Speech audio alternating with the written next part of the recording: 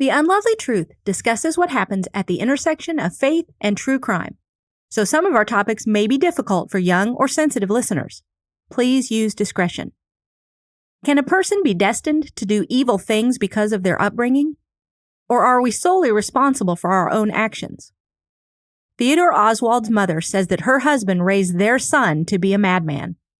Police say that Ted's diaries prove that he would have committed these crimes with or without his father's influence. Listen to today's episode and share with me on social media what you think. I'm Lori Morrison, and I want to welcome you to Season 2, Episode 5 of The Unlovely Truth.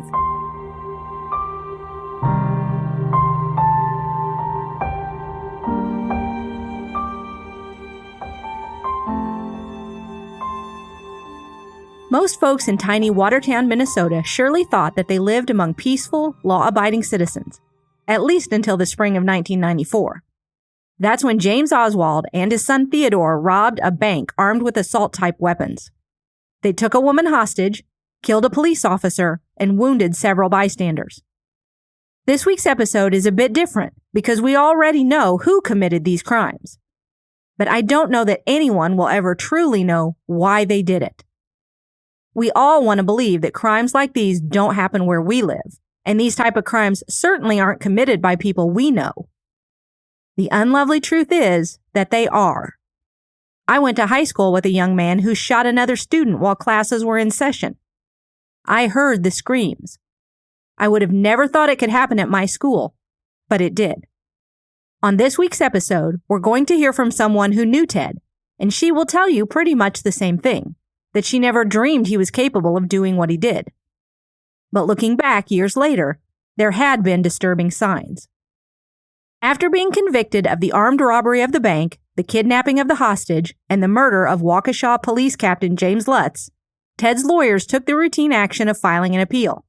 He won a new trial, and at this second trial, his mother gave some electrifying testimony. She revealed that her husband James demanded, even when Ted was an infant, that he be made to be tough.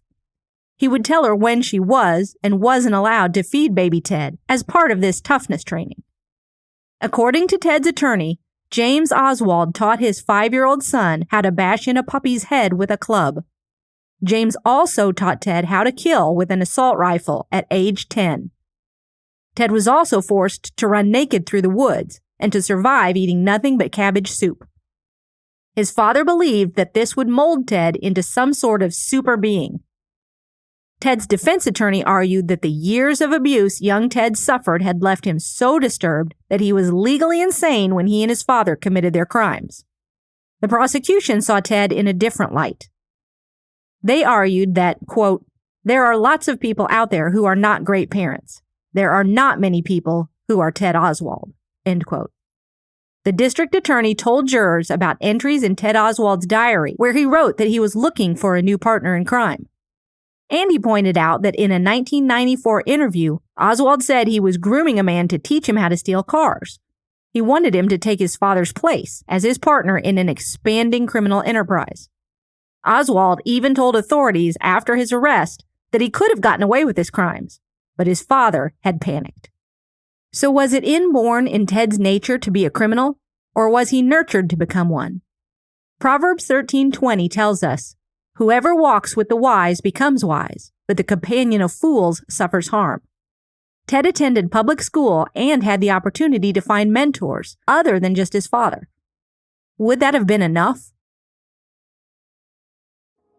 Today's episode was made in honor of Waukesha Police Captain James Lutz, the officer who was killed by James and Ted Oswald, and all of their other victims. Understanding the perpetrators has benefits, but we can never forget the victims. So was Ted Oswald a victim of his father, or was he a criminal? Or was he both? I want to hear what you think. Email me at Lori, that's Lori, at theunlovelytruth.com, or send me a message on social media. Look for at The Unlovely Truth Podcast on Instagram or The Unlovely Truth on Facebook.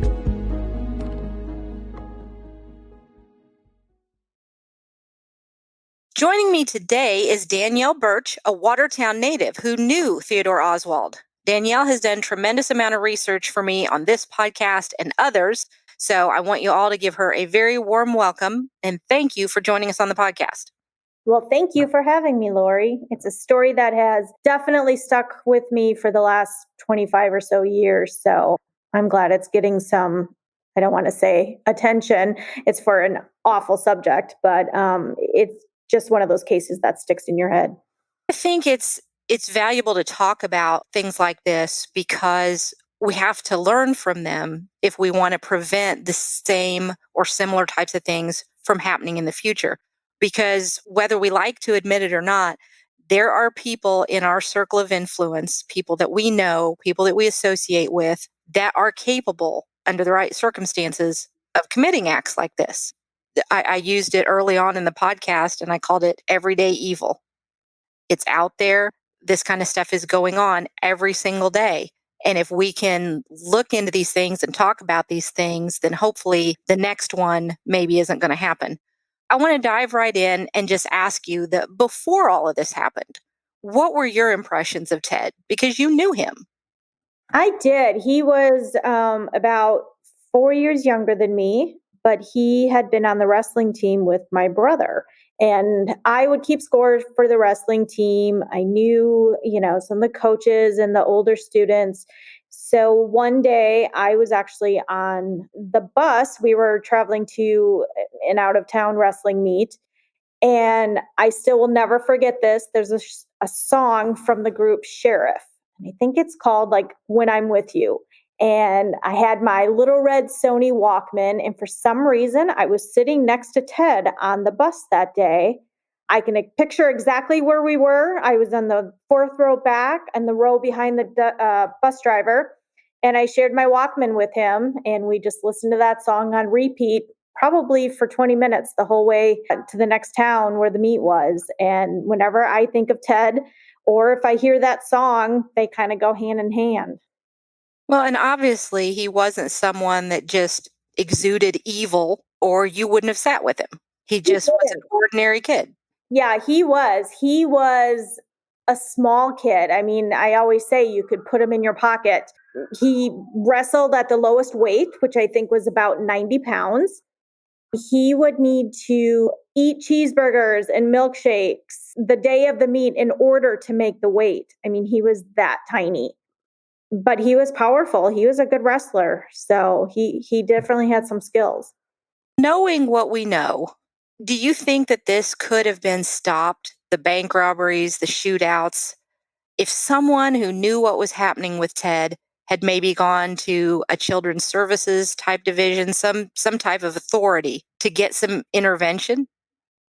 I don't know. In 1991, when I was on the bus with him, I'm sure there were warning signs. There were probably warning signs to his peers, his coaches, his teachers.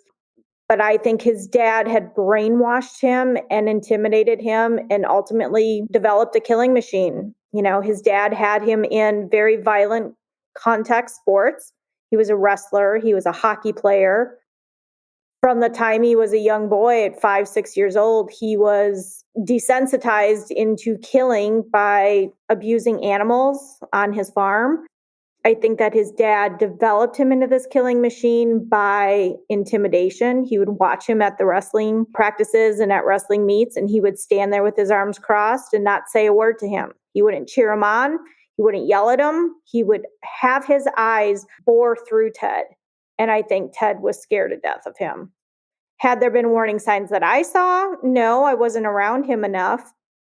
But it also was a different time. There was a different time as far as reporting things and not reporting things. And it's human nature to not want to get involved. I think that might have been a big part of it. I do. He ultimately was expelled when he was a sophomore for abusing a kid in the restroom at the school. And that's what ultimately got him kicked out of school. And I think from then on, it really, really, his criminal career took off. I think that this is a good time to remind everybody, if you see something, say something. It's better to say something and be wrong or to be overreacting than to let a situation go that maybe ultimately turns into something like this. Thank you for sharing your memories. And if any listeners have stories that they want to tell, just email me, Lori@theunlovelytruth.com, and we'll see if we can get some information on that case. Thanks again, Danielle. Thank you, Lori.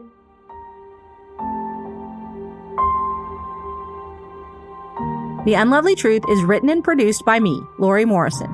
Music is by Neocortex and artwork by Shelby Hyland. Once again, a big thanks goes out to my wonderful guest, Danielle Birch. And don't forget to check out the links in the show notes for more information on this case. See you all next time.